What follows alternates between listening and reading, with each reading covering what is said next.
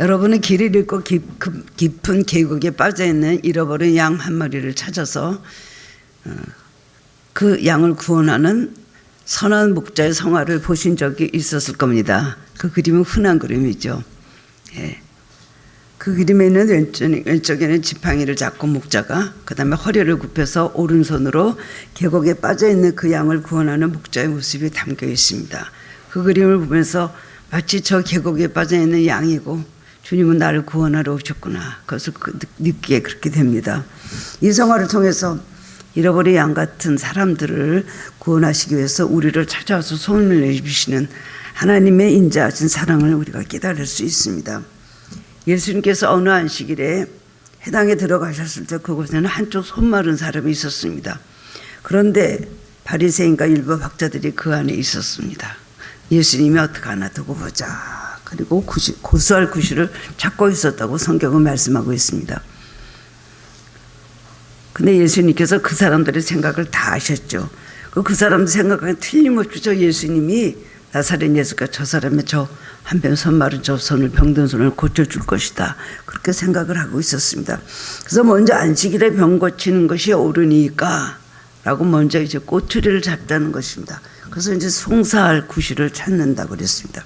예수님께서 말씀하시기를 어떤 사람이 양 한 마리가 있는데 만약에 안식일에 그 양이 구덩이에 빠졌다고 쳐보자.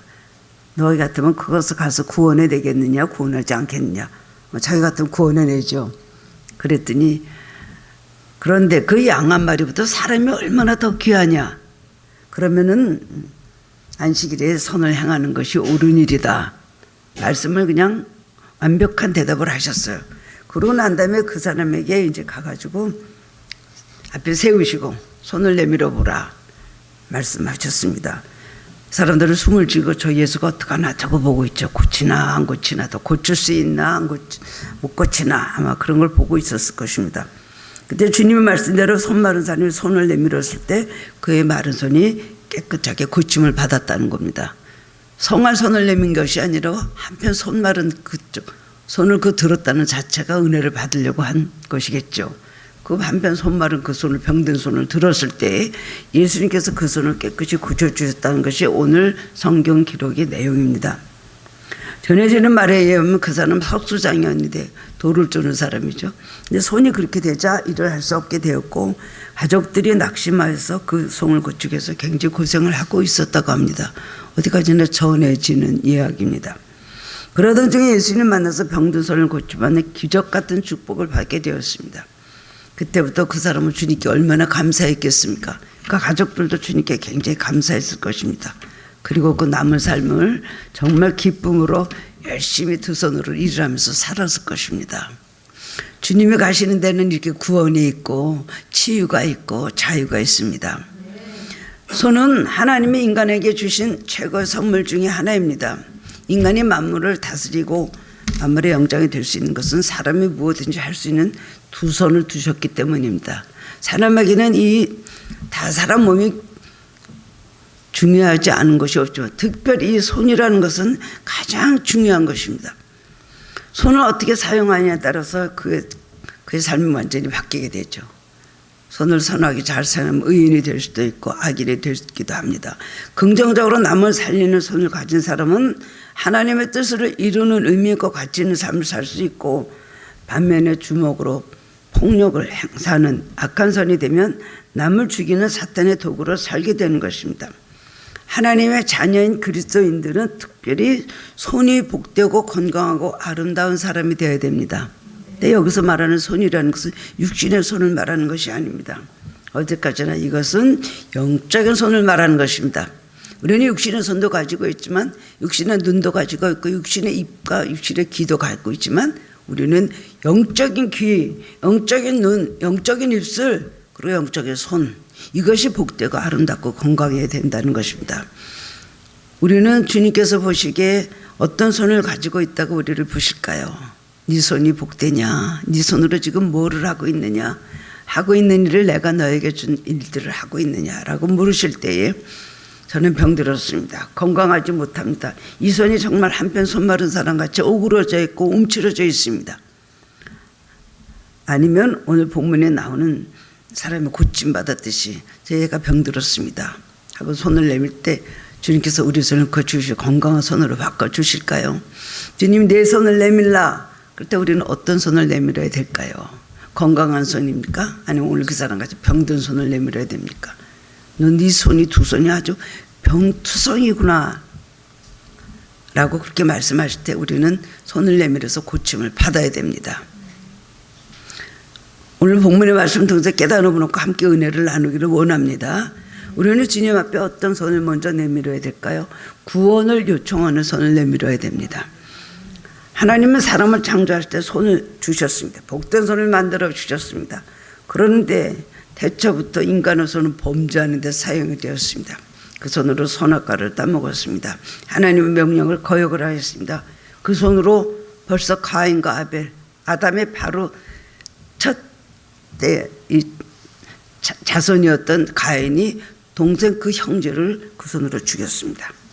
그 다음에 수많은 구약시대에 하나님께서 보내신 선지자들을 다 그들을 죽였고, 그 다음엔 인류를 구원하시기 위해서 메시아로 오신 예수님까지 그들을 십자가에 못 박아 죽였습니다. 인간의 손은 얼마나 악합니까? 우리도 이 손으로 하나님 말씀에 불순종하여 금하신 삶의 선악과를 따먹었습니다. 이 손으로 우상 숭배하였습니다. 이 손으로 남을 해롭게 하고 주님의 가슴에 못을 박은 적이 너무나 많았습니다.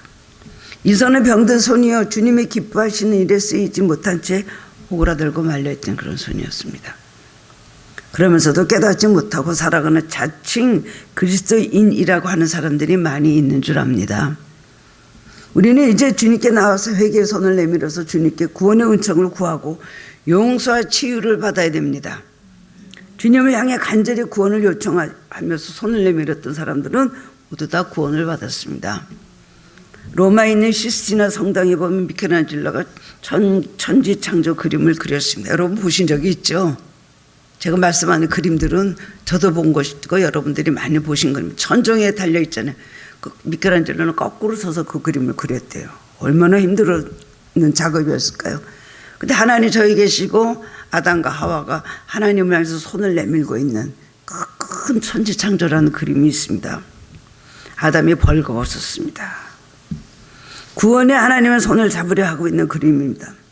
죄를 범한 우리 인간은 창조주 하나님을 향하여 손을 내밀어 구원을 요청할 수밖에 없는 존재라는 것을 미켈란젤로가 표현한 것입니다. 마태복음 9장 20절에 보면 12해를 혈류병으로 앓았던 여인이 있었습니다. 근데 예수님에 대한 소문을 들었거든요. 그리고 그 마음속에 나도 주님만을 만나면 내 병을 고칠 수 있을 것이라는 그런 믿음을 가지고 있었습니다. 그래서 주님을 내가 굉장히 마음속으로 기대하고 사모하였습니다. 그러던 어느 날 예수님 지나가신다는 말을 듣게 되었습니다. 그들의 군중 속에 자기가 들어가 있는 거예요.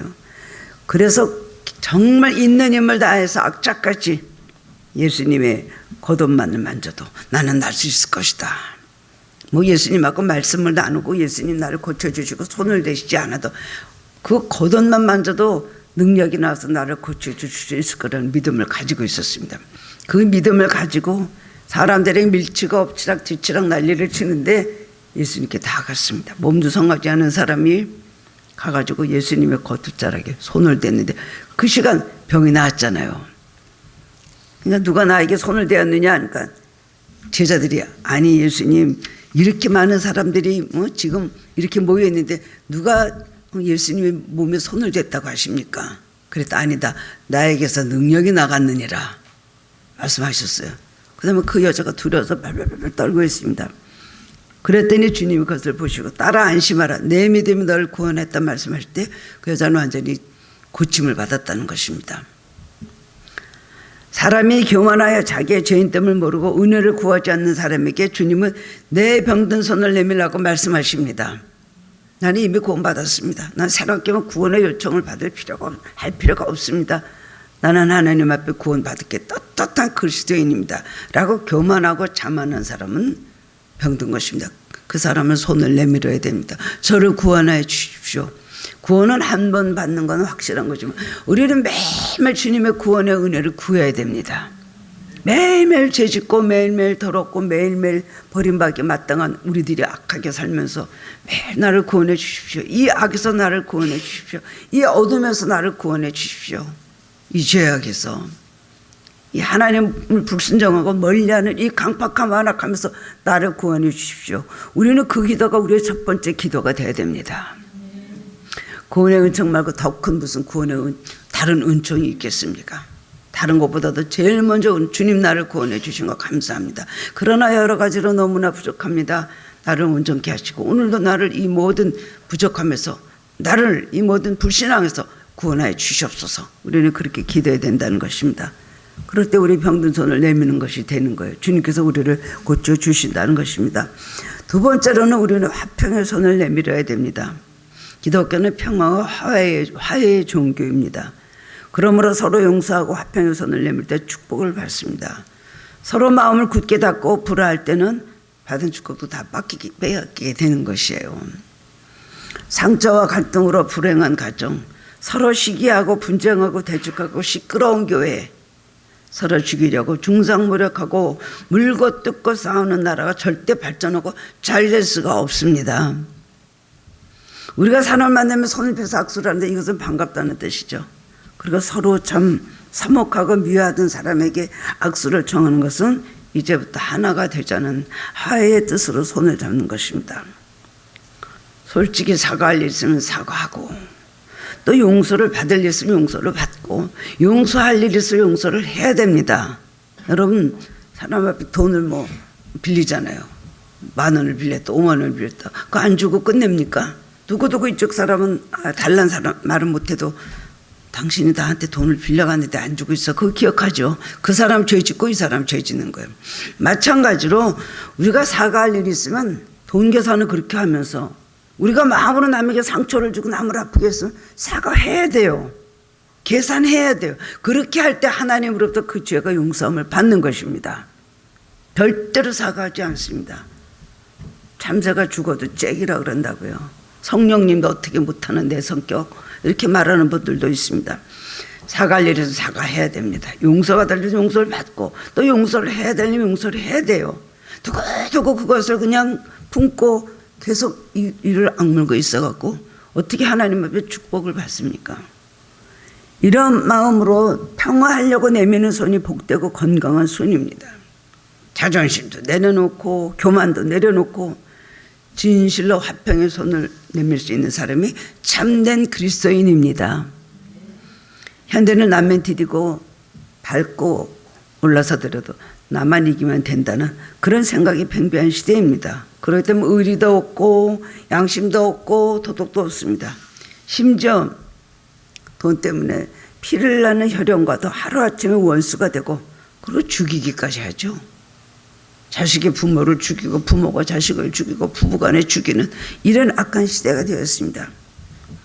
그러나 그리스도인들이 모여있는 교회는 서로 남을 높이고 화평이 넘치는 천국 같은 교회로 치유의 공동체가 되어야 됩니다. 우리가 마음을 열고 움츠린 손을 펴면 우리는 주님의 손과 같이 평화의 손이 될 수 있고 사랑의 손이 될 수가 있는 것입니다. 마가복음 2장 3절에 보면 4사람의 중풍병자인 친구 하나를 데리고 심상에 데리고 이제 왔습니다. 메고 왔는데 사람들이 너무 많아서 예수님 가까이 접근할 수가 없는 거예요. 그러자 이 사람들이 머리를 썼습니다. 어떻게 해야 될까? 그래서 결국 지붕을 뜯고 누운 침상을 달아내려 중풍병자를 예수님 가까이 가게 했습니다. 이 집이 베드로의 가버나움에 있는 집이었다고 합니다. 그러니까 베드로에게 부탁을 했겠죠. 이 친구가 중풍병자 걸려서 오랫동안 앓고 있는데 잠깐 지붕을 뜯어서 이 침상을 예수님께 좀 내리게 할 수 없을까요? 나중에는 이걸 다 보수해 주겠습니다. 그랬겠죠. 그러니까 베드로가 그렇게 하라 그랬어요. 마음이 쿨한 사람이니까요.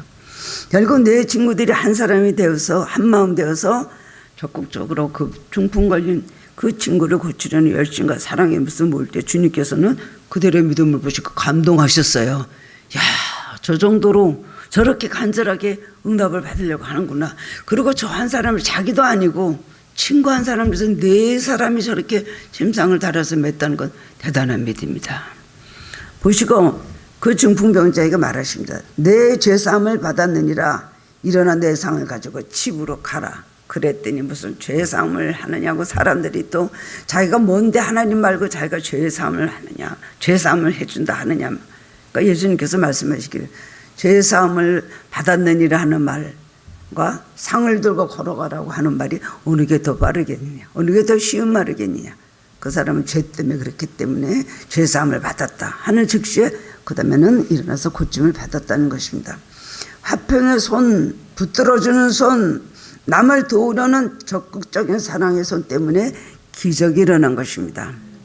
백부장의 믿음, 백부장도 그 하인의 중풍병을 고쳐달라고 사람을 예수님께 보냈죠. 예수님께서 내가 고쳐주리라, 가서 고쳐주리라 그러셨습니다. 그랬더니 백부장이 오지 마십시오. 우리 집에 오신 걸 내가 감당을 못합니다. 나도 수하에 사람이 있어 오라 그러면 오고 가라 하면 가는데 주님 거기서 말씀만 하셔도 우리 하인이 나을 수가 있습니다.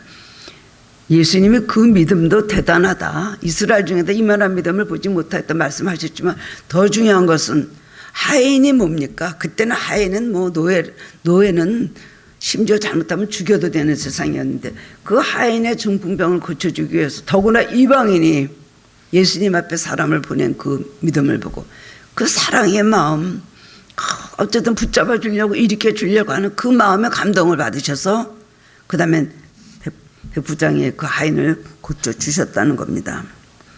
하나님은 먼저 우리가 하나님과 화평하기를 원하십니다.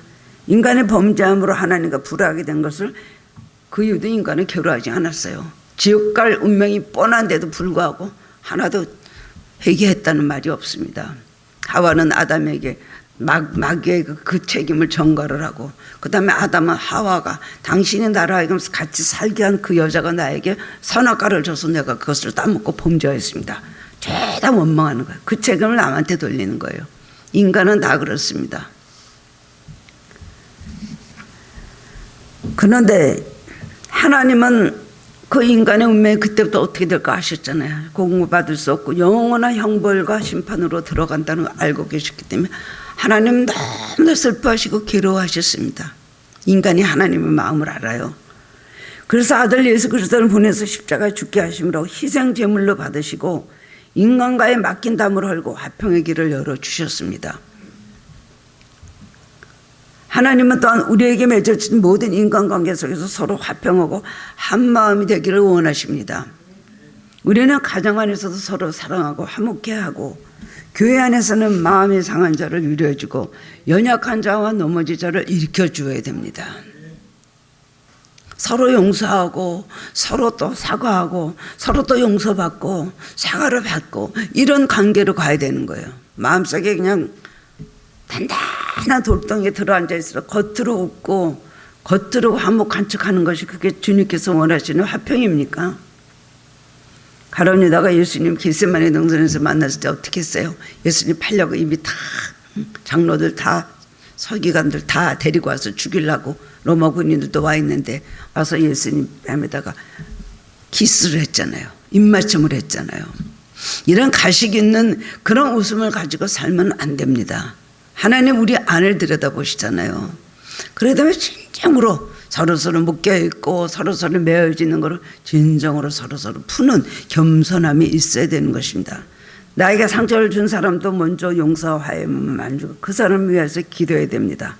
그럴 때 내가 정말 건강한 손을 가졌구나. 그리고 예수님께서 기뻐해 주실 것입니다. 세 번째로는 섬기는 손을 내밀어야 합니다. 요한복음 13장에 보면 십자가를 지신 날이 가까웠을 때 바로 이제 마지막 유월절 만찬 후에 예수님께서 하신 일이 수건을 허리에 두르시고 물을 대야에 떠다가 무릎을 꿇고 제자들의 먼지 묻은 말을 하나하나 씻겨주신 장면이 나옵니다. 그 당시에 그 일은 종이 주인이나 아니면 다른 데서 온 귀한 손님에게 하는 그런 천한 일이었습니다. 무릎을 꿇고 그 사람의 발을 씻기는 거예요. 근데 예수님 잠시 후에 가룟 유다가 예수님을 배반하고 은 30냥의 예수님 발것을 아시면서도 그의 발까지 씻어주셨습니다. 이것도 더 전에 내려오는 말인데 아마 그랬을 것입니다. 예수님은 가룟 유다의 발부터 씻어주셨다는 거예요. 그리고 주님은 내가 너희들의 선생이 되고 주가 되어 너희의 발을 씻겨주었으니 너희도 서로 발을 씻어주는 것이 옳으니라. 이것이 무슨 뜻일까요? 예수님의 그 손으로 겸손히 성경의 본을 보여주시고 너희도 서로 발을 씻기는 사람들이 되라. 겸손히 서로 섬기는 사람이 되라는 것을 말씀하신 거예요. 종이 어디 있고 노예가 어디 있고 주인이 어디 있고 손님이 어디 있습니까? 부유한 사람이 어디 있고 가난한 사람이 어디 있고 많이 배운 사람이 있고 무식한 사람이 어디 있습니까?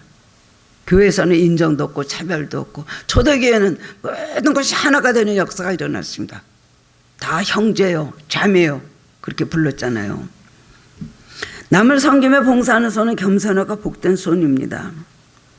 섬기는 손을 가진 사람은 예수님의 성품 중에 가장 아름다운 성품이 뭐죠? 섬기는 것. 예수님의 성품은 섬기는 것. 그리고 나는 이 세상에 온 것이 못 되어 왔다 그래서 나는 정말 너희를 구하려 하고 그리고 섬기려 왔다 그러셨거든요.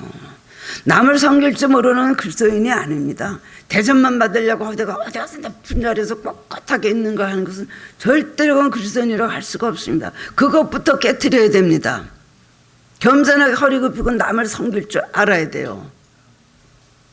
그렇게 뭐 높임만 받았다고 그것이 자기가 높아지는 겁니다. 주님이 우리를 높여주셔야 우리 높아지는 거예요. 우리가 이 땅의 삶을 끝내고 주님 앞에 서게 될 때 주님은 내가 세상에 있을 때 얼마나 하나님을 섬기고 타인을 섬기며 봉사하며 살았는가를 평가하시면서 그것에 따라 상급과 면류관을 주실 것입니다.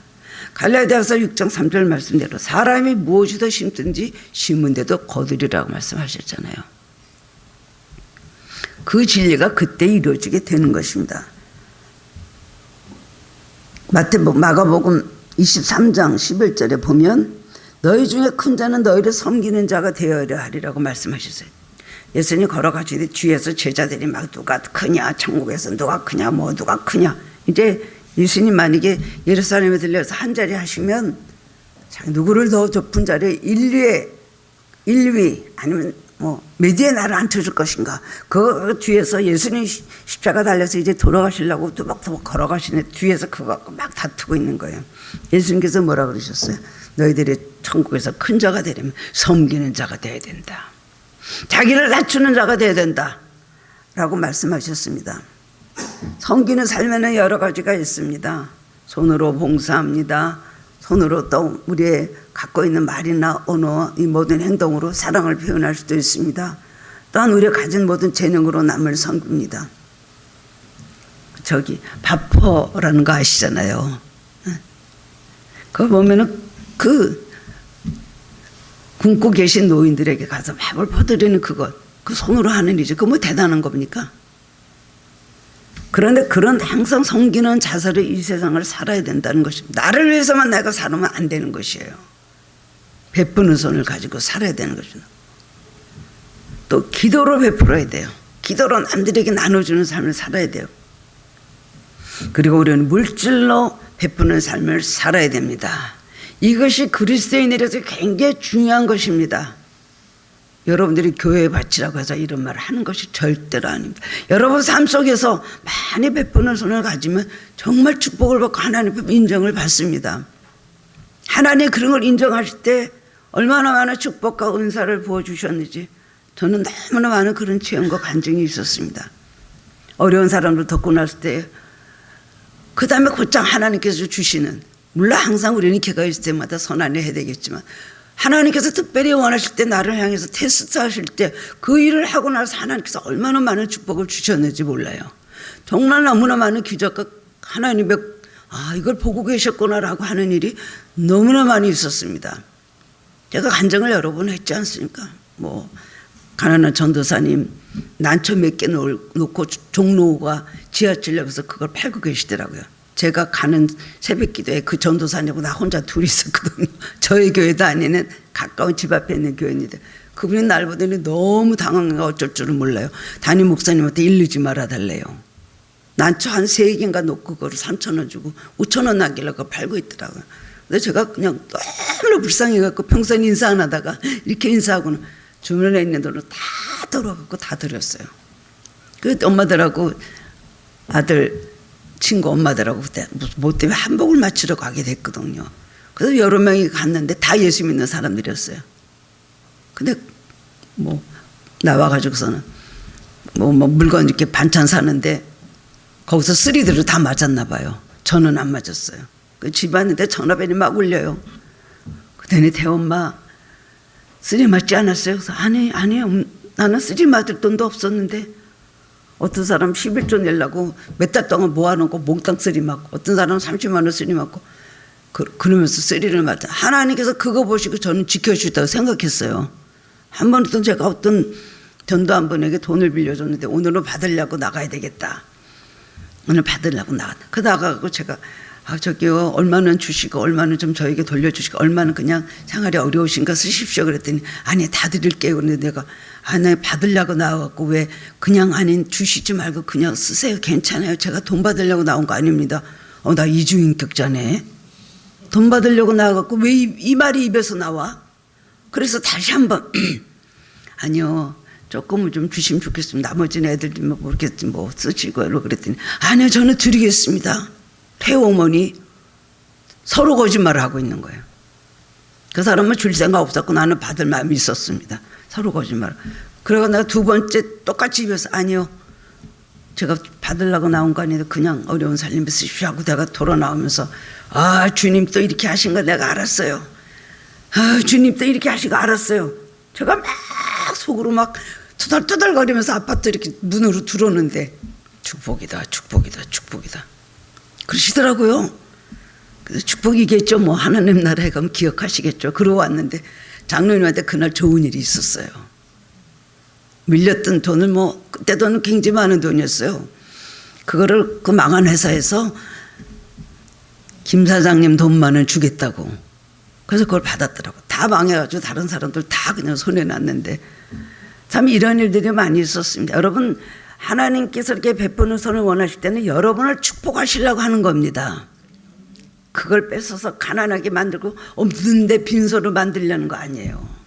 항상 섬기는 손, 베푸는 손, 나눠주는 손을 가진 사람은 하나님께서 기억하시고 그야말로 환난의 날에 자비와 공의를 베풀어 주시는 것을 많이 체험하게 됩니다. 손을 펴서 물질로 봉사하는 것은 주님이 기뻐하시고 그런 사람은 현재와 미래 그리고 자신과 후손에게 복을 주십니다. 신명기 55장 10절 11절 보면 너는 반드시 그에게 줄 것이요 줄 때는 아끼는 마음을 품지 말 것이니라. 이로 말미암아 내 하나님 여호와께서 내가 하는 모든 일과 내 손에 닿는 모든 일이 내게 복을 주시리라. 땅에는 언제든지 가난한 자가 그치지 아니하겠으므로 내가 내게 명령하여 이르노니 너는 반드시 내 땅 안에 내 형제 중 곤란한 자와 궁핍한 자에게 내 손을 펼치니라. 하나님께 드리는 손이 크고 도와주는 손이 큰 사람은 영적 축복도 분명히 그만큼 많이 받습니다. 후손들이 인권, 물건의 복을 많이 받는 것을 많이 보았습니다. 부모가 심은 것을 자식들이 거두기 때문입니다. 우리나라에 지금 2대죠. 지금 뭐 이렇게 재벌이라고 하시는 뭐 이런 회사들, 또 여성 실업인 그 사장님이 여성 딸이죠. 그 아버지 때에 너무나 물질 축복 많이 받았는데 그렇게 하나님 앞에 많이 심었던 사람들 보면요. 대성인가 거기도 그렇고 하여튼 그런 말들 많이 들었어요. 그러면 그 다음 때에 가서 하나님께서 그렇게 많은 물질의 축복을 주시더라고요. 별로 그렇게 잘하는 거 없는데 부모의 그야말로 정말 조상들의 모든 기억을 저렇게 받는구나 생각을 하게 됩니다. 고아의 아버지 조지 밀러는 사람을 의지하지 않고 필요할 때마다 하나님께 기도함으로 5만 번의 응답을 받았습니다. 매일매일 기적을 체험하면서 하나님께서 공급하시는 것으로 자기 자신을 위해서가 아니라 수천 명의 고아를 먹였습니다. 그럴 때 남이 받지 못하는 특별한 기도 능력을 받았습니다. 조지 밀러는 고아의 아버지가 아닙니다. 완전히 기도의 능력자입니다. 5만 번의 응답을 받았다는 거, 5만 번의 기적, 그 이상을 체험한 것이죠. 여러분 한번 5만 번의 응답을 받는 조지 밀러의 책을 한번 사서 보세요. 얼마나 많은 기적을 체험했는지 뭐 이루 말할 수가 없습니다. 바로 예수님 같은 일을 했더라고요. 성 프란시스도 가난한 사람들을 평생 도우며 주님의 나눠주는 사랑을 실천하는 손을 가졌던 사람입니다. 그는 남이 알지 못하고 따라갈 수 없는 신비한 영적 세계를 많이 체험을 했습니다. 산에서 새들하고 이야기하고, 그 다음에는 악한 늑대를, 아주 난폭한 늑대에게 가서 말해가고, 그 늑대가 눈물을 흘리면서 그 자리에서 변화됐다는 그 전기를 보면 그런 말이 나와 있습니다. 베푸는 손이 복된 손입니다. 남에게 베풀고 그러면 내 거 없는데요, 낯설 것도 없는데 내가 지금 누구 베풀 만한 형편이 되지 못합니다. 많은 사람들은 그렇게 말을 해요. 그것도 사실입니다. 그러나 오히려 그냥 있으나 없으나 간에 항상 기회가 있든지 없든지 간에 그저 자기 기회 있는 대로 조금씩이라도 남에게 어려운 사람들 도와주고, 그 다음엔 베푸는 손이 될 때 여러분 절대로 마르지 않습니다. 풍요한 손이 되고 마르지 않는 건강한 손이 되는 걸 믿으시기 바랍니다. 돈 안 드는 기도만 많이 하는 거 축복이 아니에요. 하나님 앞에 힘을 줄 알아야 됩니다. 우리 교회 안 하셔도 돼요. 다른 어떤 데 가난한 데 해주세요. 제가 무슨 목사로서 뭐 헌금을 강요하는 그런 의미가 아닙니다. 여러분의 복 받는 길을 가르쳐 주는 거예요. 그냥 오그릴지만, 오늘같이 한편 손 마른 사람 그냥 오그릴지만 알려 별지 모르는 사람 되면 안 됩니다. 기독교는요 이기적인 종교가 아니고 이타적인 종교죠. 우리에게 주신 모든 것, 축복의 조건들은 하나님과 이웃을 위해서 써야 됩니다. 경천인의 사상 아닙니까? 내 하나님을 사랑하라, 내 이웃을 내 몸과 같이 사랑하라. 가장 기독교의 대강령이 무엇입니까? 할 때 주님께서 그렇게 말씀하셨잖아요. 요한복음 16장 19절에 보면 부자와 거지 나사렛의 이야기가 나오죠. 부자는 정말 돈을 많이 벌어서 고운 자색 옷을 입고 그야말로 매일매일 화롭게 파티하면서 살았습니다. 그렇게 나왔어요. 근데 그 문간에는요 헌대를 긁으며 아주 구걸하는 거지 나사로가 있었는데 망부스러기 하나도 던져주지 않았어요. 그 사람은 무슨 잘못이에요? 자기가 돈 벌어서 자기 거 자기가 쓰는데, 그 사람은 무슨 가난한 사람을 도우며 가난한 사람 때문에 자기가 부자 된 거 있습니까? 아니죠. 근데 거지에 대해서 아무 생각도 없고 남한테 관심이 없는 것이 얼마나 하나님 앞에 서 큰 잘못인 거라는 것을 말해주고 있는 말씀입니다. 부자는 손을 펴서 따뜻한 빵덩어리 하나 주지 않았습니다. 남의 배고픈 거에 대한 건 전혀 공감을 못한 거죠. 내 배가 안 고프니까. 그 부자는 도와줄 수 있는 재물이 있었지만 가난한 거지에게는 관심이 없었습니다. 그러다 줄도 죽었는데 어떻게 됐다 그랬어요? 부자는 불행하게도 지옥에 떨어지고 거지 나사로는 하늘나라에 들어서 아브라함 품에 안겼다 그랬습니다. 가진 재물을 하나님과 이웃을 쓰지 않고 자기만을 위해서 쓰다가 세상을 떠난다면 여러분 내세에 얼마나 큰 심판이 따르는가를 가르쳐주는 말씀입니다. 없으면 없는 대로, 있으면 있는 대로 조금씩이라도 남에게 나눠주고 베풀며 살아야 되는 것입니다. 이것이 주님이 가르쳐주신 섬김의 도입니다.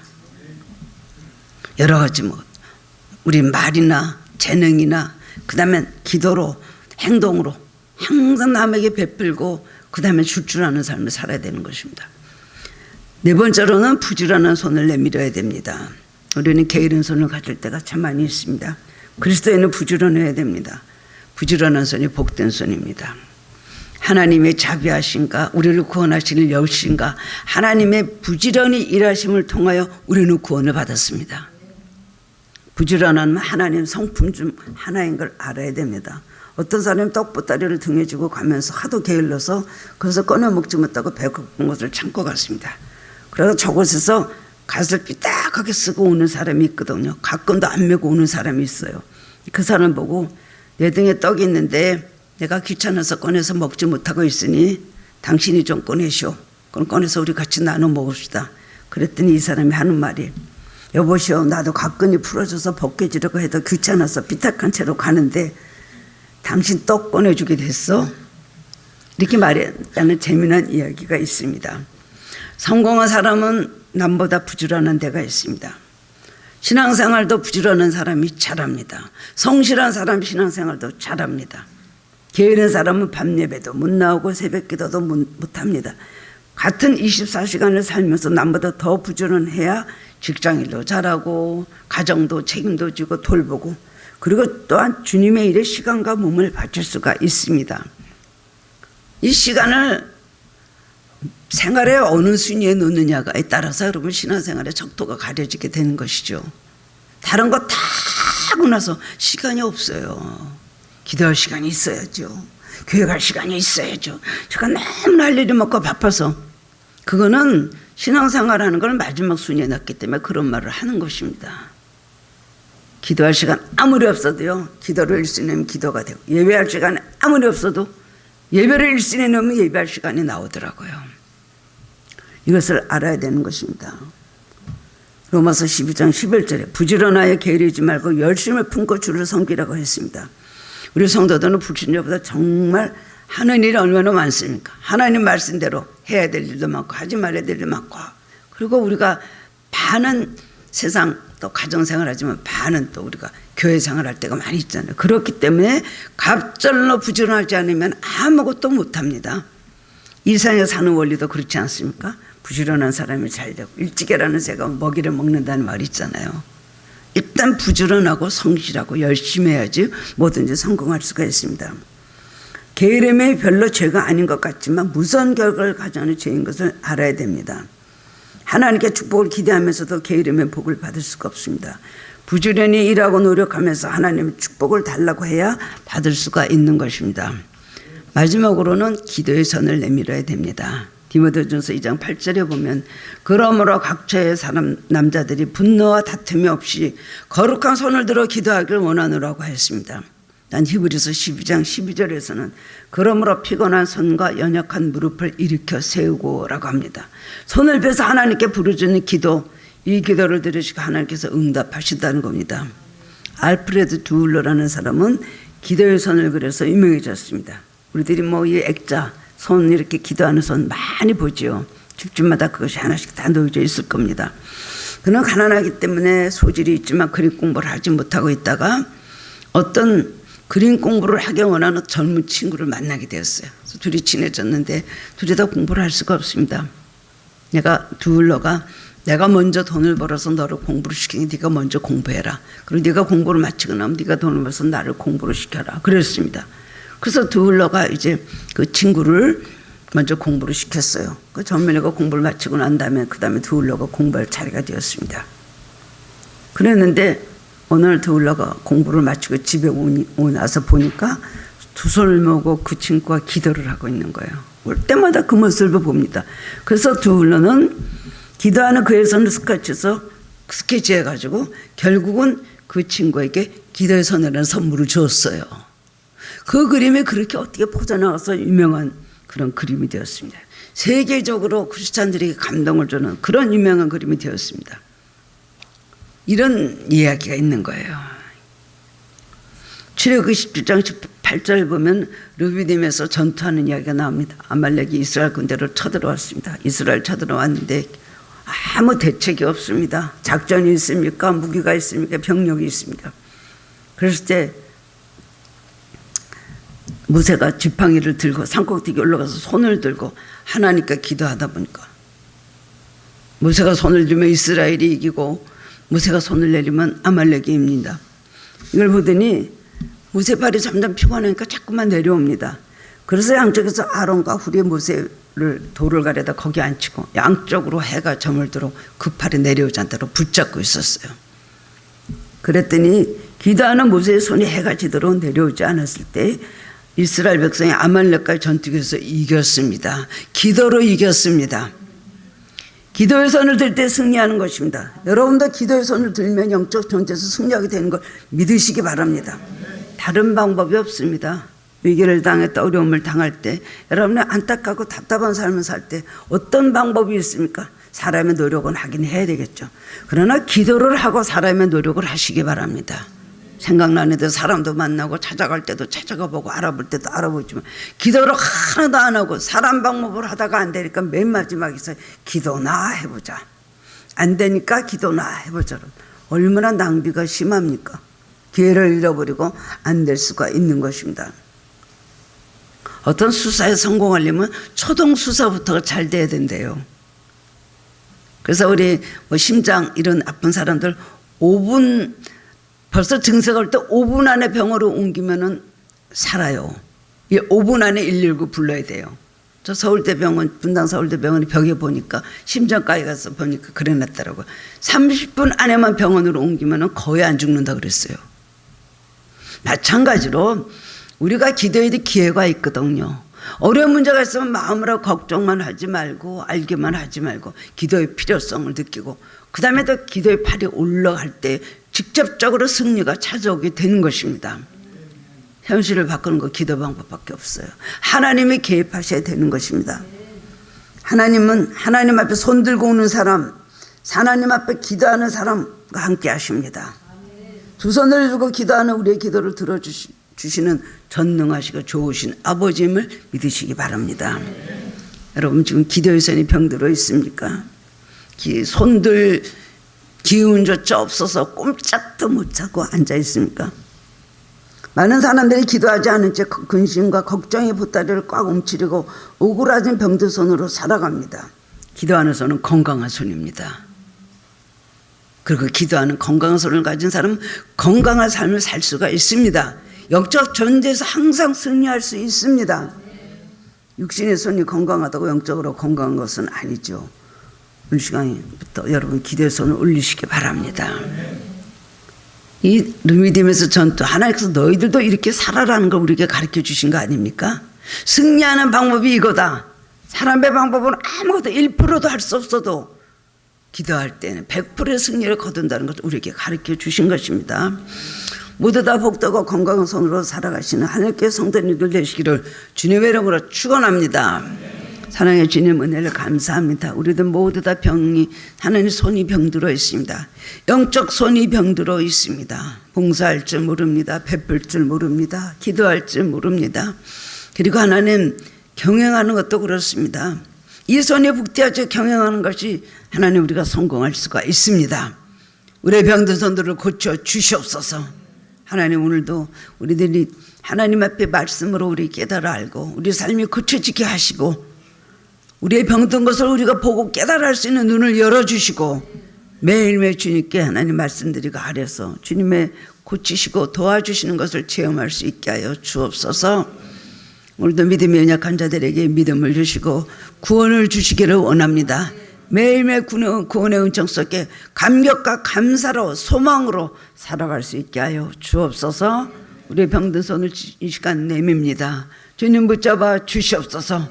고쳐 주시옵소서. 우리 삶에서 매일매일 달라지게 하시고 그리스도의 분량에까지 이르는 장성한 신앙인들이 될 수 있도록 축복하여 주시옵소서.